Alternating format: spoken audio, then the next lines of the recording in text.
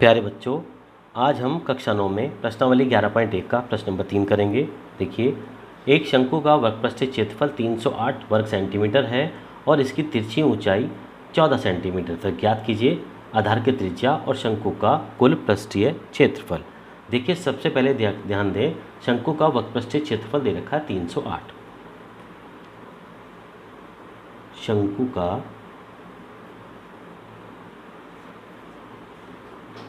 वक्रपृष्ठीय क्षेत्रफल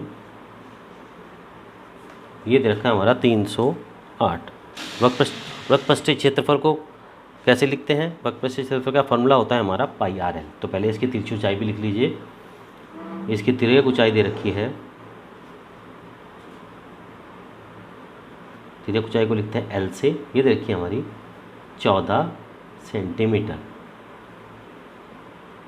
अब देखिए, वक्रपृष्ठीय क्षेत्रफल का फॉर्मूला होता है हमारा, फर्स्ट पार्ट देखिए, पहले त्रिज्या जब हमें निकालते हैं, हम जानते हैं वक्रपृष्ठीय क्षेत्रफल। वक्रपृष्ठीय क्षेत्रफल होता है हमारा पाई आर एल। पाई का मान 22/7, आर का मान हमें पता नहीं, आर का मान निकालना है, गुना एल। एल है हमारी तिर्यक ऊंचाई, तिर्यक ऊंचाई दे रखी है हमारी 14, जबकि हमारा वक्रपृष्ठीय क्षेत्रफल भी दे रखा था कितना? 308। यहाँ लिख देते हैं 308। तो वक्रपृष्ठीय क्षेत्रफल होता है हमारा पाई आर एल का मान रख दिया, वक्रपृष्ठीय क्षेत्रफल का भी मान रख देते हैं। अब यहाँ से हमें आर का मान निकालना है। देखिए, यहीं काट लीजिए, पहले 7 से काटिए, 7 दूनी 14, तो ये जाएगा हमारा 308 बराबर 22 गुना आर गुना 2। यहाँ से आर का मान निकाल लीजिए बस। तो आर बराबर क्या होगा? 308/22 गुना 2। इसको काट लीजिए, 2 से काट लीजिए, चलिए, 2 एकम 2, 2 पंज 10, 2 चौक 8, ये आ गया 154। और 22 से जब हम 154 को काटेंगे, ये ऐसा 7 बार चलता है, 7 दूनी 14 का 4, यहाँ से लगाइए 7 दूनी 14 और 1 15, ये आ गया हमारा 7 सेंटीमीटर। यानी कि शंकु के वक्रपृष्ठ का क्षेत्रफल जो दे रखा था उसके आधार पर हमारी आधार की त्रिज्या आ गई हमारी 7 सेंटीमीटर, यानी फर्स्ट पार्ट का हमारा आंसर आ गया। अभी सेकंड पार्ट का निकालेंगे। सेकंड पार्ट देखिए क्या दे रखा था। सेकंड पार्ट में पूछा उसने शंकु का कुल पृष्ठीय क्षेत्रफल, यानी कुल मतलब संपूर्ण पृष्ठ का क्षेत्रफल उसने पूछा गया है। तो शंकु का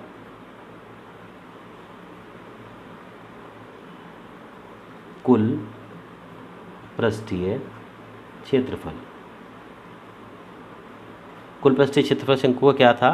पाई r bracket l plus r. मान रख दीजिए, पाई का मान 22/7 इंटू आर का मान हमारी त्रिज्या आ गई 7, ब्रैकेट एल का मान दे रखा था हमारा 14 प्लस आर का मान है हमारा 7। तो जाएगा 22/7 गुना 7, 14 और 7 21। काट दीजिए, 7 से 7 काट दिया, क्या बचा हमारे पास? 22 गुना 21। अब 22 21 में करेंगे, 21 दूनी 42 का 2 से लेके 4, 21 दूनी 42 और 4 46, यानी कि 462 वर्ग सेंटीमीटर इसका हमारा कुल पृष्ठीय क्षेत्रफल आ गया।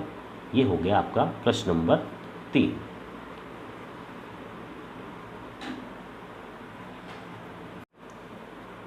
प्रिय छात्रों, देखिए प्रश्न नंबर 4। शंकु के आधार का एक तंबू 10 मीटर ऊंचा है और उसके आधार की त्रिज्या 24 मीटर है। ज्ञात कीजिए फर्स्ट, तंबू की तिर्यक ऊंचाई, सेकंड, तंबू में लगे कैनवास की लागत यदि 1 वर्ग मीटर कैनवास की लागत 70 रुपये है। देखिए कैसे करेंगे। इसमें शंकु के तंबू जो दे रखा है उसकी ऊंचाई दे रखी है 10 मीटर, यानी कि शंकुकार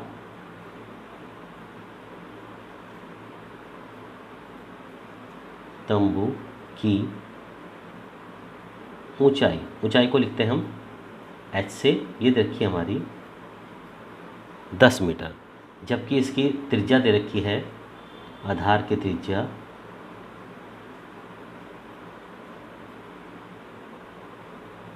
को लिखते हैं हम r से, ये दे रखी है हमारी 24 मीटर। अब उसने क्या कहा है, फर्स्ट में तंबू की तिर्यक ऊंचाई ज्ञात कीजिए। फर्स्ट, तंबू की तिर्यक ऊंचाई मीन्स तिरछी ऊंचाई, जिसको हम L से लिखते हैं। और ये फॉर्मूला है √h² प्लस r²। L का मान निकालना है देखिए h का मान दे रखा है हमारा 10, तो 10 का स्क्वायर प्लस r का मान दे रखा है 24 प्लस 24 का स्क्वायर। 10 का स्क्वायर हो गया हमारा 100 प्लस 24 का स्क्वायर हो गया हमारा 576 और पूरे का √। 100 और 576 को जब हम जोड़ेंगे तो ये जाता है हमारा 676 और पूरे का वर्गमूल। ये हमारा L का मान चल रहा है, अभी L का मान निकालना है क्योंकि हमें, और इसका जब हम वर्गमूल निकालते हैं √676 किसका वर्गमूल है हमारा √676 आ जाता है, ये हमारा 26 का वर्गमूल, यानी L का मान आ गया हमारा 26। ये आ गई हमारी तिरछी ऊंचाई जो हमें फर्स्ट पार्ट में पूछी गई है। सेकंड पार्ट आ जाइए। देखिए सेकंड पार्ट में उसने कहा है तंबू में लगे कैनवास की लागत, यदि 1 वर्ग मीटर कैनवास की लागत 70 रुपये है। अभी हमें कैनवास की लागत निकालनी है। कैनवास की लागत निकालने के लिए सबसे पहले हमें उसका वक्रपृष्ठीय क्षेत्रफल निकालना होगा। तो वक्रपृष्ठीय क्षेत्रफल का क्या फॉर्मूला होता है? ये फॉर्मूला होता है πr/l। पाई का मान 22/7 इंटू r का मान 24 दे रखा है और l का मान हमारा 26 आ गया। ये वक्रपृष्ठीय क्षेत्रफल, चाहे तो आप इसको यहीं हल कर लीजिए, चाहे हम अगली लाइन में इसको हल कर सकते हैं। इसके बाद देखिए कैनवास की लागत दे रखी है हमें 70 रुपये। कैनवास की लागत ये दे रखी है हमारी 70 रुपये। अब इसकी हमें क्या निकालनी है? टोटल हमें इसकी लागत निकालनी है। 70 रुपये तो सिर्फ 1 वर्ग मीटर की दे रखी है, जबकि निकालनी हमें इस पूरे की पड़ेगी। अब कैनवास की कीमत निकालिए। अतः